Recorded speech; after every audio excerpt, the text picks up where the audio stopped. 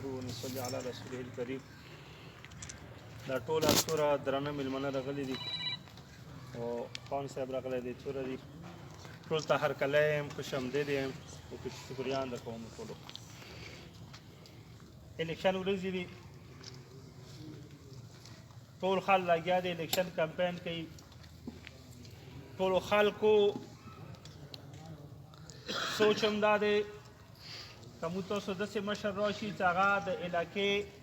مسایل ختم کړي. او کوم امیدواران دي هغه هم ټولې دعوې کوي چې موږ به راځو د خپلې حلقې سنټرل او لوور کورم څومره محرومیان یې دا ختم شي. ټول په همدې سوچ باندې لګیا دي. خو بنیادي خبره سړي ته دا سوچ کول پکار دي چې کوم ځای نه د ما والا محرومیان ختمېدلی شي. بنیادي خبره دا ده. موږ دا نه یو چې ملک صاحب بلکل ښه سړی دی چې د عزتي مو ورسره ملګرتیا وي، خو په دې بنیاد باندې ملک فخر زمان صاحب نه سپورټ کوو. په دې بنیاد باندې سپورټ کوو چې جنرال الیکشن کې چاته پاته نه وي چې د کومې پارټۍ حکومت به رسي، کومه پارټۍ سپورټ کوو. سړي پورې هم دی چې سړی څومره تکړه دی، قابل دی، لایق دی، خو دا خبره ټولو نه اول ضروري دی چې حکومت به د کومې پارټۍ رسي. ولې چې ټولو ته ښه پاته دی چې کومه پارټۍ په حکومت کې وي، مرکز کې وي، صوبې کې وي، هغه نماینده ته اسمبلي ته واستول، هغه ته زیات فنډونه میلویږي په نسبت د اپوزیشن والاونه. نو دې د وجې نه ما بله ورځ ملک صاحب حجرې باندې د پی ټي آی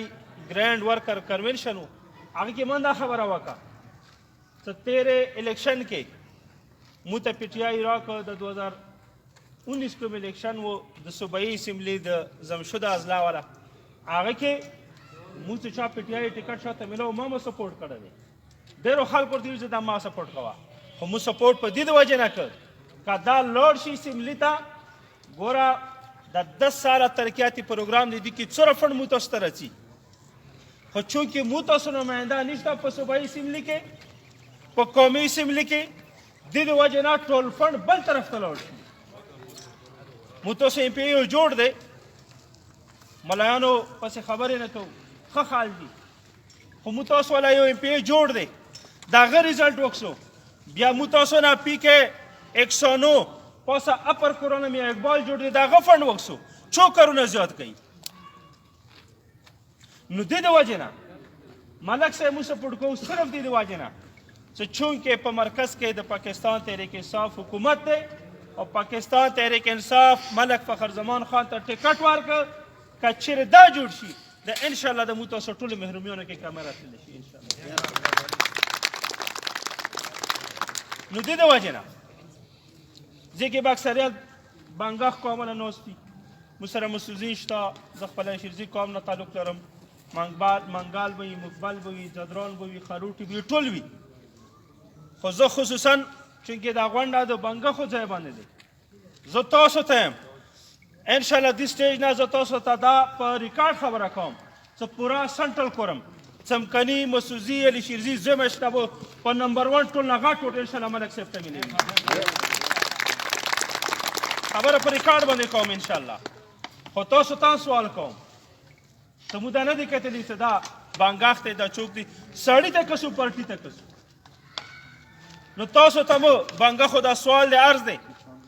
ووټ مو ډېر دی، خو ټول ته تربیتر یو، دا ټول راجمع شو،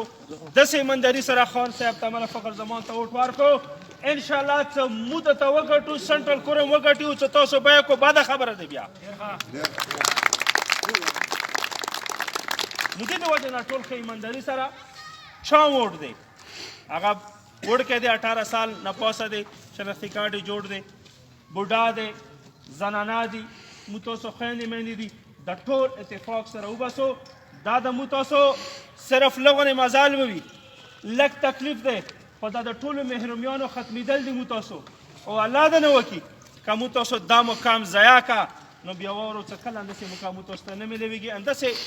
همیشه به محرومیانو کې وو. نو دې د وجې نه ټایم شارټ دی، زه ډېرې خبرې نه کوم، خو دا عرض ته کوم چې ښه اتفاق سره ورته لیست به راغلی وي ورته لیست راواخلو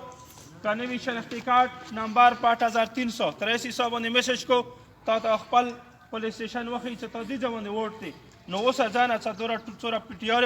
پی ټي آی ورکران دي یا نور څومره تکړه خلک دي هغه دې باندې تاسو هغه وکړو یو کاس والا ووټ چیک کو یو ووټ مو تاسو لپاره اهم دی یو ووټ سره فیصله کېږي یو سړی دا ویني که زه لاړ شم که لاړ شم ما ووټ به څه فایده ورکړي په یو ووټ هم ته هر کېدی شي وجود کېدی شي تیرې پیرې یو موږ تاسو دویم کوم کینډیډیټ و په 350 روپیه شو همدغه شی داسې نه کېږي ډېرو ځایونو کې په 15 ووټونو باندې بیه شي